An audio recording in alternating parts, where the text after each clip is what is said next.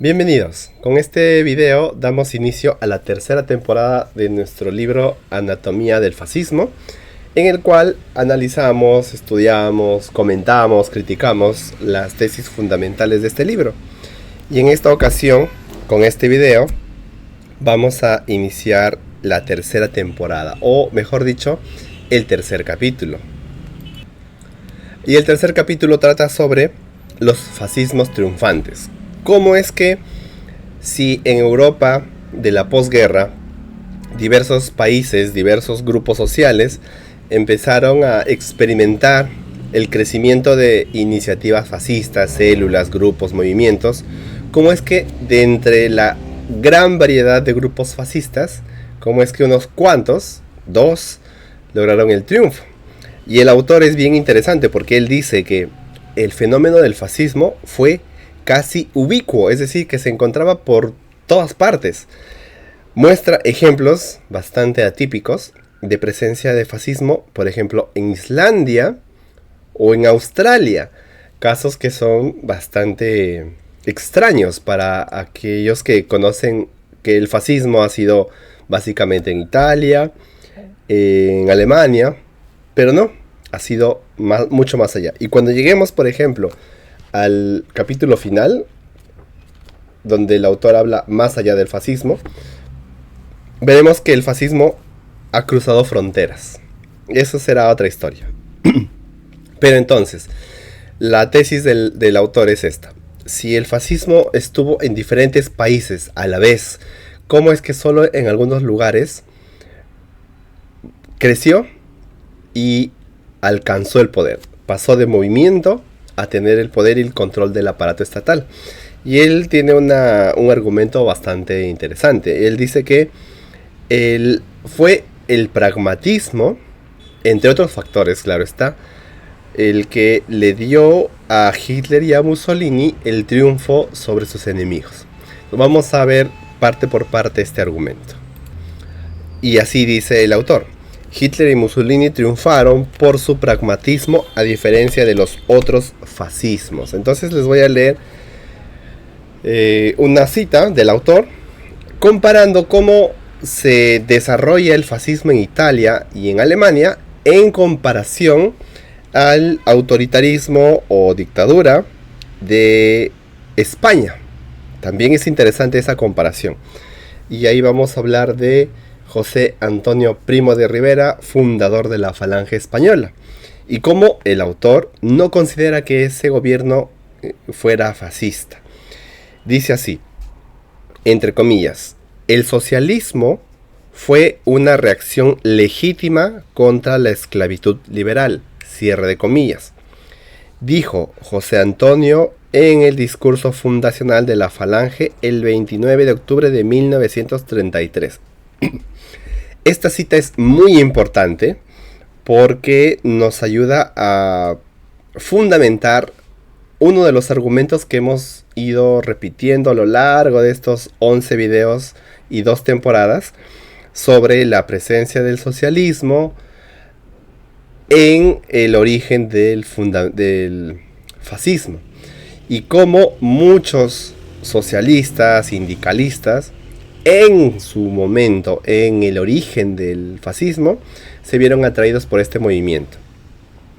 Lo que implica que, no porque estaban estos personajes, el fascismo sea de naturaleza socialista, como quieren hacernos creer los propagandistas de extrema derecha. No, no es cierto.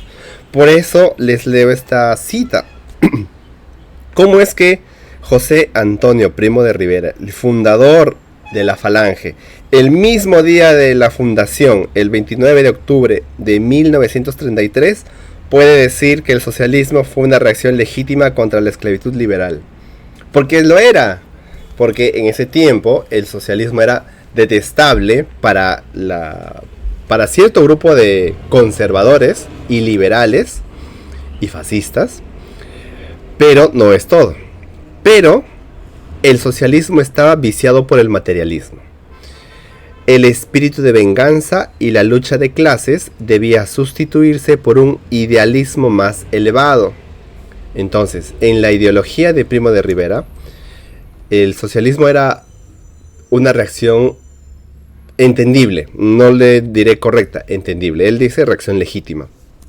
Pero, según Primo de Rivera, el problema era que esta reacción tenía un corazón malo. El corazón malo estaba hecho por el materialismo, por la lucha de clases y todo eso. Y él dice que este corazón debía sustituirse por un idealismo más elevado. Esto, lo que voy a leer a continuación, les va a sonar así de como una música súper famosa. Ni de la derecha ni de la izquierda, que girase en torno a la nación y a la iglesia. Este texto, esta cita se encuentra en Fascismo Mediterráneo del autor Delcel, página 259. Entonces miren, en los tiempos de la posguerra, que ya acarreaban las consecuencias de la industrialización, del capitalismo, fueron tan brutales que José Antonio de Rivera tiene que reconocer que el socialismo es una reacción legítima, pero por su talante católico religioso no puede aceptar el materialismo, claro está, y por eso dice que esa reacción contra la esclavitud liberal debe tener otro centro, y ese centro es la nación y la iglesia. ¿Por qué entonces el autor no considera a Primo de Rivera o a la España de la Falange como fascismo? Porque su ideología no era pragmática, al contrario, era muy, no diré muy purista, era purista, tenía una inclinación muy religiosa, una forma de ver bastante orientada, como dice acá, al servicio de la nación y de la iglesia. Bien, entonces no hay... Ahí el autor utiliza como argumento el tema de la Falange. En segundo lugar, ¿cómo pasa? Hemos visto que el fascismo en su origen era movimiento, eran grupos de personas que golpeaban comunistas, asaltaban periódicos socialistas, golpeaban enemigos, tenían discursos incendiarios, aglutinaron a sindicalistas, a excombatientes de la guerra mundial, etc. Como ese grupo, que en Alemania no era pequeño, era regular, en Italia era pequeño, como ese grupo logra convertirse en partido y cómo logra el poder. Eso es lo que vamos a ver hoy en primera parte. Entonces les leo una cita un poco extensa y también la comentaremos. José Antonio describió la Falange española como un movimiento, y eso es importante, que no es de partido, sino que es un movimiento, casi podríamos decir un antipartido. No es de derechas ni de izquierdas. Palabras textuales de Primo de Rivera, para que vean que esto de lo que hemos visto en el debate estos días, en el debate presidencial aquí en Perú, en la cual algunos candidatos bastante mediocres y bastante tibios dicen: yo no soy de derechas ni de izquierdas, cosa que es una cobardía no tener un claro posicionamiento frente a la coyuntura y a los problemas sociales. Pero miren, eso no es nuevo, ya estaba hace mucho tiempo. El NSDAP, es decir, el Partido Nacionalista de Hitler, se había llamado partido desde el principio. Noten la diferencia entre lo que dice Antonio Primo de Rivera y el partido de Hitler. Antonio dice: nosotros somos movimiento, no somos partido. Hitler y su partido desde el principio se llaman partido, pero sus miembros, que sabían que no era como los demás partidos, lo llamaban movimiento. La mayoría de los fascistas llamaban a sus organizaciones movimientos, o campos, o bandas, o faci, hermandades que no enfrentaban unos intereses a otros, sino que se proponían unir y revitalizar a la nación. Entonces, el autor nos dice esto: en su origen, el fascismo fue un conjunto de movimientos que tenían distintos nombres, como ya hemos visto. A pesar de que en Alemania esos movimientos se aglutinan y forman un partido, aún así ese partido, los miembros se se autoidentifican como pertenecientes, no a un partido, sino a un movimiento. Primo de Rivera a su movimiento lo llama así y dice: no somos partido.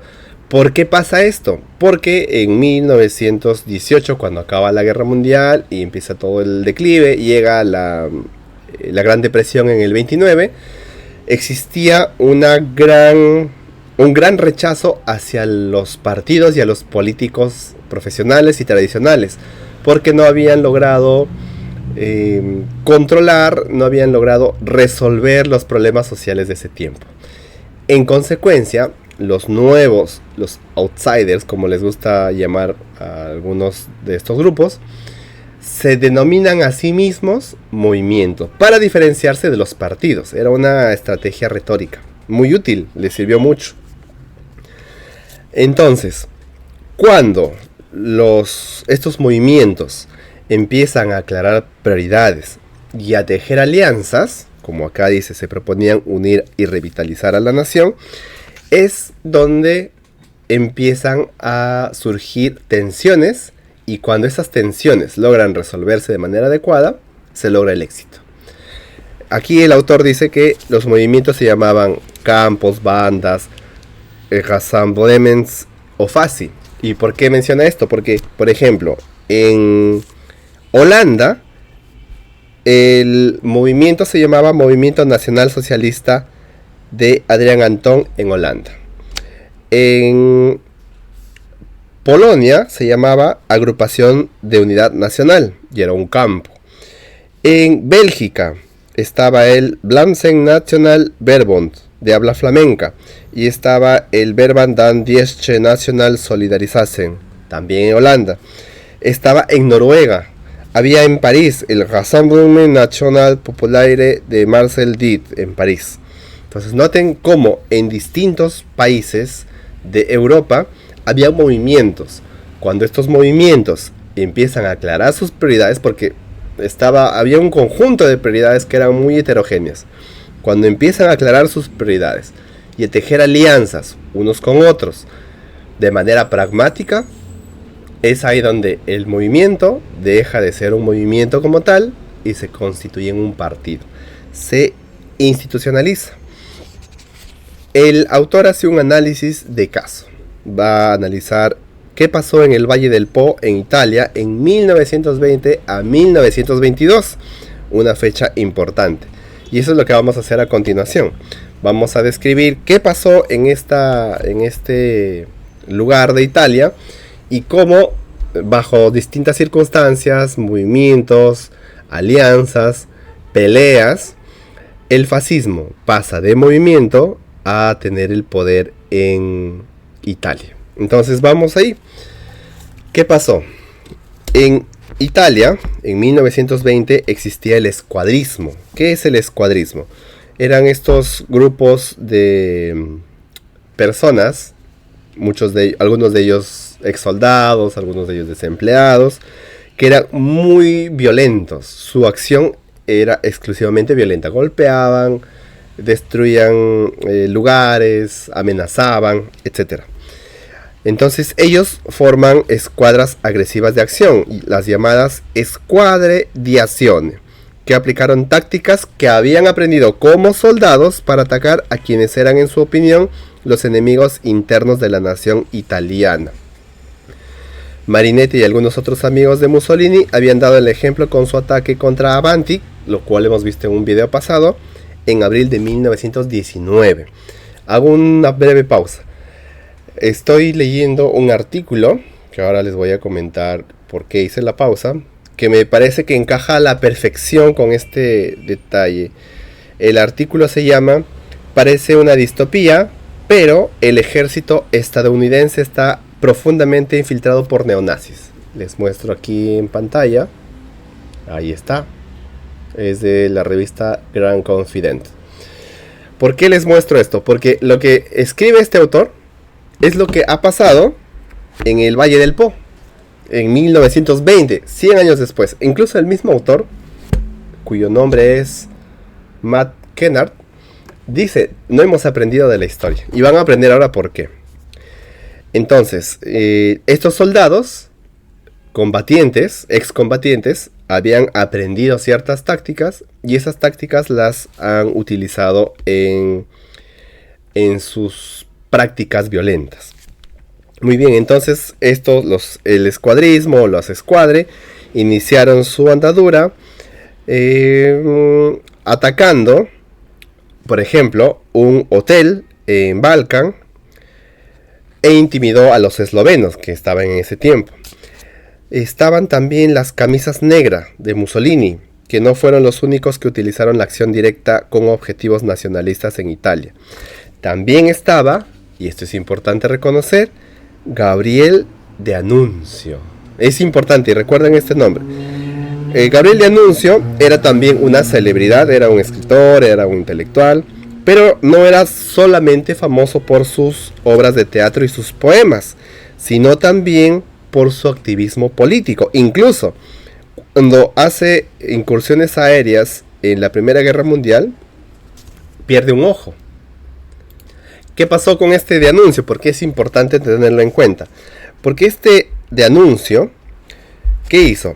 En 1919, en septiembre, invadió con una banda de nacionalistas y veteranos de guerra, ojo, no los escuadristas, otros veteranos de guerra, invadió el puerto adriático de Fiume. Fiume es una ciudad que está en Italia, al norte de Italia, que está colindante con Grecia.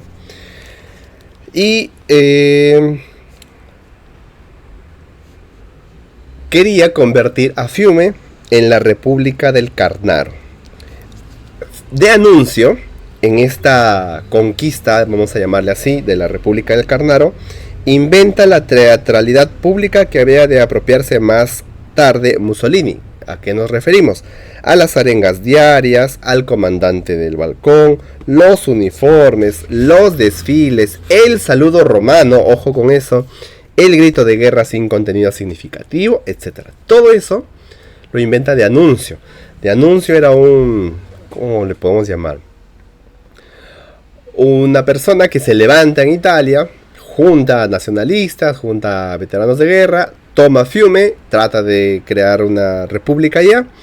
Incluso el autor dice, Fiume pudo ser un experimento potente. Y esto nos va a ayudar a entender mucho mejor cómo el fascismo triunfa.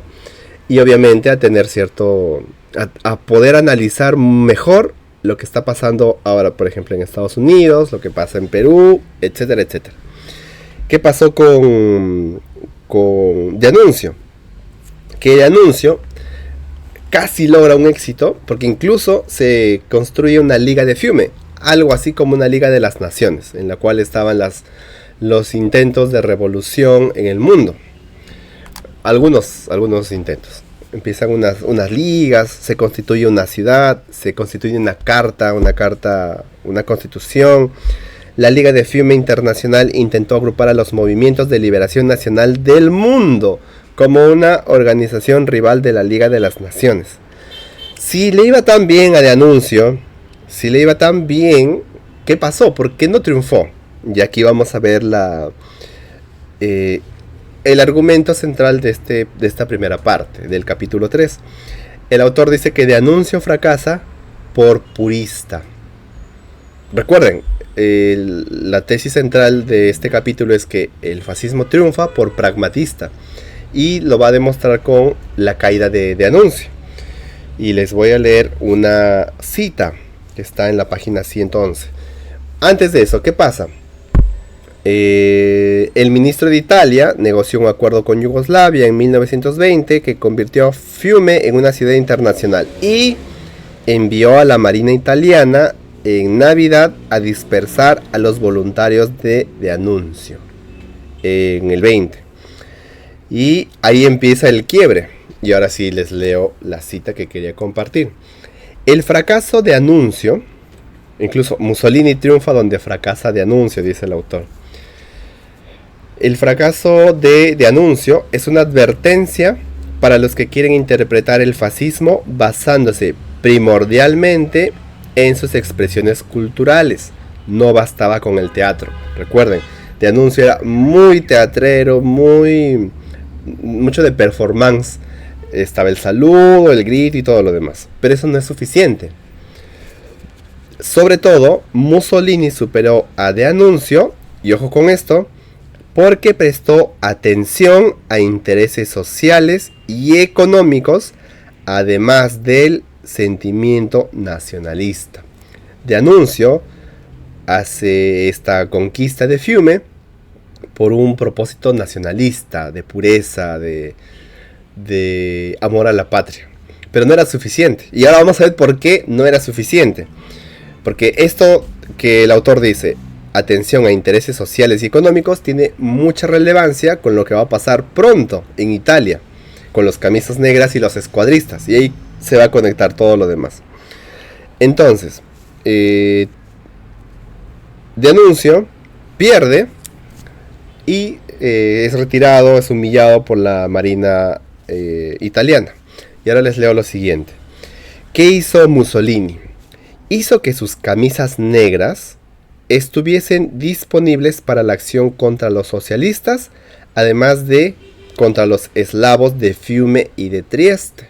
Es decir, estas camisas negras eran como el brazo armado, el brazo paramilitar de Mussolini.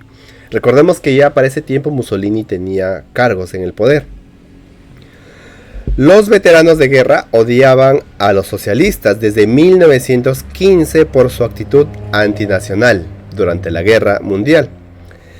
En cambio, los terratenientes del Valle del Po, de la Toscana, de Apulia y de otras regiones de haciendas en Italia, odiaban y temían a los socialistas por su éxito al final de la guerra. ¿Éxito en qué? Organizando a los braceros para que presionasen para obtener salarios más altos y mejores condiciones del trabajo. Y aquí concluye el autor. El escuadrismo fue la conjunción de esos dos odios. Recuerden lo que hemos dicho del escuadrismo, ese movimiento violento que utilizaba la fuerza física bruta para lograr sus fines sociales y políticos. Entonces tengan en mente estas dos ideas. Por un lado están los veteranos, que detestan a los socialistas porque ellos eran pacifistas. Por otro lado están los terratenientes, que detestan a los socialistas porque los socialistas lograron organizar a los trabajadores, a los obreros, a los proletarios en sindicatos, o como le llaman acá, en los bracianti o los brachianti. ¿Para qué? Para presionar y obtener salarios más altos y mejores condiciones de trabajo. Es decir, los socialistas se organizan a los trabajadores para pedir, no para pedir que les regalen cosas, no para pedir, cosas irreales, irrealizables, caprichosas. Los organizan para pedir mejores condiciones de trabajo, que no los mutilen, que no los exploten, que no los esclavicen, y salarios más altos, para que coman ellos y sus familias. Pero los terratenientes se oponían a esto, por eso los odiaban. Juntamos a los veteranos y juntamos a los terratenientes, y ahí aparece el escuadrismo. Y esto es importante para lo que va a venir después. Las camisas negras en el Valle del Po son uno de los actores principales. ¿Por qué? Porque en 1919 los socialistas italianos habían utilizado su poder en la administración local para establecer un control sobre el mercado salarial agrícola. En el Valle del Po, en el año 1920, todo agricultor que necesitaba braceros para sembrar o cosechar tenía que visitar la Bolsa de Trabajo Socialista. Se organiza el mercado laboral. Las bolsas de trabajo aprovecharon al máximo su nueva influencia. Obligaban a los trabajadores a contratar, etcétera, etcétera. Claro, tenían el monopolio de los trabajadores. Ahí aparece el... ¿cómo lo vamos a llamar esto? Los terratenientes se cansan de dos cosas. Primero, de que los socialistas hayan organizado bien a los trabajadores y acaparen el control de los mismos. Y a la vez, el autor dice que hay un abandono estatal. Claro, como son en ese tiempo eran zonas que estaban muy al norte o zonas muy lejanas, del centro de Roma, y por lo tanto no había mucho control estatal, los terratenientes estaban asustados y humillados y buscaban ayuda frenéticamente. Eso es interesante. La ayuda no la encontraron en el Estado italiano, como pasa aquí. Los funcionarios locales o bien eran también socialistas o se sentían poco inclinados a enfrentarse a ellos. El primer ministro Giolitti, un practicante auténtico del liberalismo del laissez-faire, se negó a utilizar las fuerzas nacionales para romper huelgas. Los grandes propietarios agrícolas se sintieron abandonados por el Estado liberal italiano. No te ayudan las autoridades locales que son socialistas. No te ayudan otras autoridades porque no quieren. Y no te ayuda el ministro que es liberal y que en teoría debería ayudarte a romper huelgas. Entonces los terratenientes se encuentran en una situación, el autor lo llama así, desesperada. ¿Y quién creen que acude a su ayuda? En efecto, a su ayuda recurren los camisas negras. Y esto es importantísimo. Y aquí les voy a leer una cita respecto a las camisas negras. Sus formas favoritas de humillación era administrar dosis ingentes de ricino, de aceite de ricino, y afeitar la mitad de un orgulloso bigote italiano. En los 6 primeros meses de 1921, las escuadras destruyeron 17 periódicos e imprentas, 59 casas del pueblo, sedes socialistas, 119 cámaras de trabajo, oficinas de empleo socialistas, 107 cooperativas, 83 ligas de campesinos, 151 clubes socialistas y 151 organizaciones culturales. ¿Qué pasó? ¿Qué es esto? Es que las escuadras fascistas, al ver que el Estado no ayuda a los terratenientes, al ver que los alcaldes no ayudan a los terratenientes, ellos son los que ayudan a los terratenientes. Y como sus enemigos eran socialistas y muchos de ellos eran alcaldes en ese lugar, ¿cómo empiezan? Contentas con disponer de una excusa para atacar a sus viejos enemigos pacifistas, el 21 de noviembre de 1920 invadieron el ayuntamiento de Bolonia, donde funcionarios socialistas habían izado una bandera roja. Ese día hubo 6 muertos entre los funcionarios. A partir de entonces, el escuadrismo se extendió por toda la rica región agrícola del Bajo del río Po. Escuadristas de camisa negra organizaban expediciones nocturnas para saquear y quemar bolsas de trabajo y oficinas socialistas locales e intimidar a los funcionarios socialistas. ¿Quién creen que estaba feliz con estas acciones? Obviamente los terratenientes. Entre el 1 de enero y el 7 de abril, a pocos meses nada más, de 1921, ojo con esto, recuerden que el primer atentado es del 21 de noviembre de 1920, 21 de noviembre. A enero de 21, o sea, un mes y 10 días, y abril de 1921, es decir, a 4 meses, resultaron muertos por los camisas negras 102 personas, 25 fascistas, 41 socialistas, 20 policías y 16 personas sin filiación determinada. Y este párrafo es uno de los más dolorosos para mí. Dice así: el éxito de los camisas negras del Valle del Po no se basó solo en la fuerza. Los fascistas dieron a algunos campesinos también lo que estos más querían: trabajo y tierra. Es decir, por un lado estaban los terratenientes que necesitaban sacarse de encima a los socialistas que tenían control de los trabajadores. Por otro lado, necesitaban controlar a los trabajadores para que no hagan tanta huelga, para que no reclamen condiciones dignas de trabajo. El Estado no les ayudaba, entonces los camisas negras pusieron la fuerza bruta para disciplinar a todos estos grupos. Pero por otro lado estaban también los agricultores, que en esas condiciones necesitaban apoyo.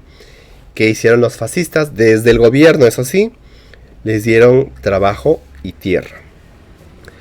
En este tipo de coyuntura, los socialistas perdieron rápidamente su control sobre los trabajadores agrícolas. ¿Por qué? No solamente porque eran incapaces de defender sus ganancias de posguerra, sino también porque su objetivo de colectivizar las tierras no era atractivo para los pobres rurales hambrientos. Es decir, se buscaba colectivizar la tierra, no se logró. Ahí aprovecharon los fascistas en ese fracaso, tanto estatal como socialista, y lograron el éxito. El éxito ante la opinión pública. Bueno, de los terratenientes y de los agrícolas. Así inicia este triunfo. En el siguiente video vamos a ver cómo otros actores contribuyen a que el fascismo, que en su origen era tambaleante, era poco poderoso, pasa de movimiento a partido y en el partido logra escaños, pero todavía no tenía gran proyección. Es con los terratenientes, que están a favor de la acción violenta de las camisas negras, con los agricultores que reciben trabajo y tierra, pero también vamos a ver otros factores, como por ejemplo la participación de la policía y del ejército, la participación, o mejor dicho, la salida de los puristas, lo que pasa en Alemania, que es la purificación de la gran diversidad de miembros que había en el fascismo. Eso lo vamos a ver después. Entonces, para ir cerrando este video, que ya es bastante largo, retomemos algunos puntos. Primero, recordemos que en Europa de 1920, la posguerra, había muchos movimientos fascistas. Y hemos visto que había desde Islandia, Australia, Holanda, Bélgica, Polonia, Italia, Francia, Alemania. Había por todo lado. Pero estos movimientos fascistas no lograron el triunfo, básicamente porque o bien no tenían intereses claros, había intereses diversos, no tejieron alianzas, pero básicamente es porque su estrategia no era pragmática. Y el caso central se da en Italia. En Italia está De Annunzio y está Mussolini. Mussolini ya en el poder, De Annunzio como alguien que quiere crear una república nueva. Entonces, De Annunzio era muy purista, muy cultural, muy de teatro, muy de arengas. Es humillado porque no logra establecer una república como debería ser. Aprovecha ese vacío en llenarlo Mussolini, pero para eso va a necesitar a las camisas negras y el uso de la violencia. En ese contexto en este contexto de los terratenientes abandonados por el Estado, abandonados por sus gobernadores, sin saber qué hacer, para destruir el movimiento obrero, utilizan esta fuerza de las camisas negras, el escuadrismo, y a la vez Mussolini también da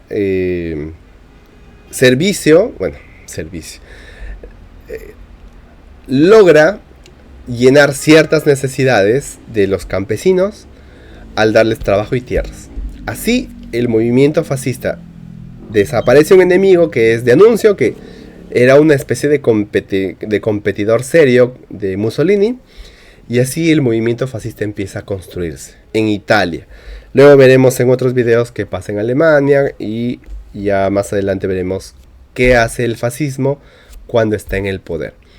Si tienes dudas, comentarios, preguntas sobre lo que estamos viendo, no dudes en comentar en los videos. Y no olvides también suscribirte. Eso sería todo por este video. Nos vemos pronto.